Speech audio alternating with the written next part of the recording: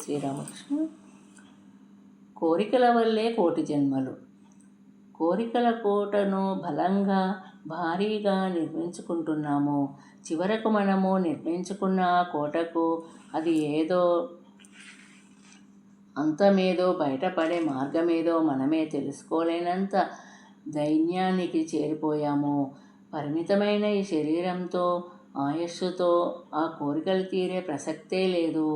అందుకే వాటిని తీర్చుకోవాలన్న తహతహతో అనేక జన్మలు ఎత్తుతున్నాము.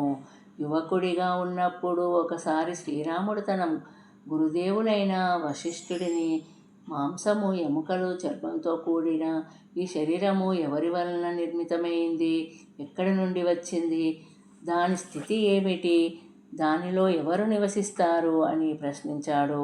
అప్పుడు వశిష్ఠుడు ఇలా వివరించాడు.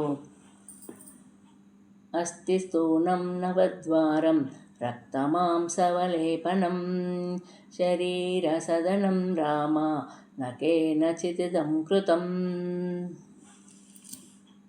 ఓ రామా, ఎముకలు, రక్తమాంసాలతో కూడి 9 రంధ్రాలున్న ఈ శరీర గృహాన్ని ఎవ్వరూ నిర్మించలేదు. వేల కొద్ది జన్మలెత్తుతూ ఈ మాంస అస్థిమయ దేహమే నేను అనే భ్రాంతి బాగా దృఢపడడం వల్ల మరలా అసంఖ్యాకాలైన ఈ శరీరాలు ఏర్పడుతున్నాయి. ఇలా శరీరాల మన కోరికల వల్లనే ఉత్పన్నాలవుతున్నాయి. ఎవరో బలవంతంగా తెచ్చిపెట్టినవి కావు. మన స్వయంకృత కార్యకలాపాల వల్లనే మనకు శరీరాల సంప్రాప్తిస్తున్నాయి.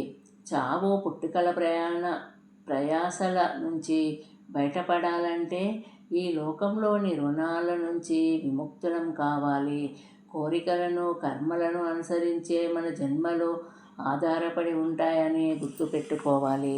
జై శ్రీరామకృష్ణ.